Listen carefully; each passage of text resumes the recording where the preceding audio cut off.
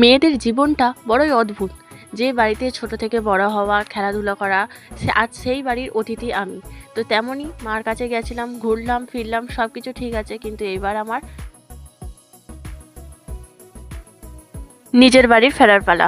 তো সেই মতো ব্যাগ গুছিয়ে নিয়েছি। আমার ঘর, ঠাকুর ঘর, দুটো ঘর সব কিছু ফেলে রেখে এখন আমি চলে যাব। একটু খারাপ লাগছে, কিন্তু তাও ফিরতে তো হবে, কারণ মেয়ের আছে ডান্স ক্লাস আছে, তো সেখানে নিয়ে যেতে হবে। তো মা আমাদের এগিয়ে দিতে যাচ্ছে। দেখো রোদ বলে দুজনে বলছে যে একটা ছবি তুলে নিই, রোদ বলে ছবি তুলতে পারছে না, তো ওইদিকে নিয়ে গিয়ে বলছে দুজনে ছবি তুলে। আর আমার মার মুখটা দেখো, উনি বাইরে বেরোলেই এত দরদর করে ঘেমে যায় আমার মা। আর হ্যাঁ, গরমটাও তো কম পড়েনি, তাই না বলো? মার মুখ কেন, আমার নিজের মুখটাই দেখো না, যে সামান্য একটা ক্রিম মাখার বা সানস্ক্রিন যাই মাখি না কেন, একদম পুরো ঘেমে দর করে ঘামবো। তো মাকে টাটা বাই বাই করলাম, সবাই মিলে একটা ছবি তুললাম। খারাপ লাগে, কষ্ট লাগে। তো যাই হোক, ভিডিওটা যখন এডিট করছি একটু ইমোশনাল হয়ে পড়ছি। মানছি ঘন ঘন যাই বা বারবার যাই, কিন্তু তাও গিয়ে আমার শেষ হয় না আসা। তেমনই একটা দিন সবাইকে করছে দেখি, মাকে বলছে যে দেখো মা, আমার কেমনই ঘাম বেরিয়েছে।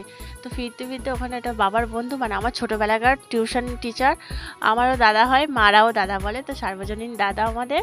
দেখো না, আমাদের বাজারের ভেতরে এই শিব মন্দিরটা এত সুন্দর করেছে। আগে এটা একটা বট গাছ ছিল, তো বট গাছের গোড়ায় ছোট্ট একটা শিবলিঙ্গ ছিল, কিন্তু এখন কি সুন্দর মূর্তি করে দিয়েছে। তো সেই জন্য একটু ছবিও তুললাম সেখানে। তো রাস্তায় চলে এসে বাসে উঠে পড়েছি, পুরুলে উঠেছিলাম, কিন্তু এতটা ভিড়, ওখানে নেমে আবার বাস ধরে আমরা চলে এসেছি, কিন্তু ফতেপুরে নেমেও গেছি। দেখো আমার মেয়ে এত কাঁদছিল যে আসবে না করে মানির কাছে থাকবে, সেই জন্য ওকে ফুচকে খাইয়েছে। তখন তো আর ভিডিও করাই হয় না, বুঝতেই পারছো। তো দেখো ঘরে ফিরেছি, মেয়ের প্রজেক্টের কালার্স পেপার নিয়ে ফিরে গেছি। তো ফিরতে ফিরতে আমার প্রায় সন্ধ্যাই হয়ে গেছে। দিয়ে এসে দেখি মা সন্ধ্যা দিচ্ছে, আর আমি সেই সুযোগে ঘরের সমস্ত লাইট জ্বালিয়ে নিলাম। আর এসিটা যে চলো না, তো ঘরে এখনো পর্যন্ত ঠান্ডা হয়নি। তো তোমরাও দেখতে পাবে যে আমার মুখে এখনো পর্যন্ত ঘাম হয়ে আছে। তো এবার একটু রেস্ট নেওয়ার পালা। তো আমি ভিডিও করতে করতে শুয়ে পড়লাম। তো ভিডিওটা এই পর্যন্ত, বাই।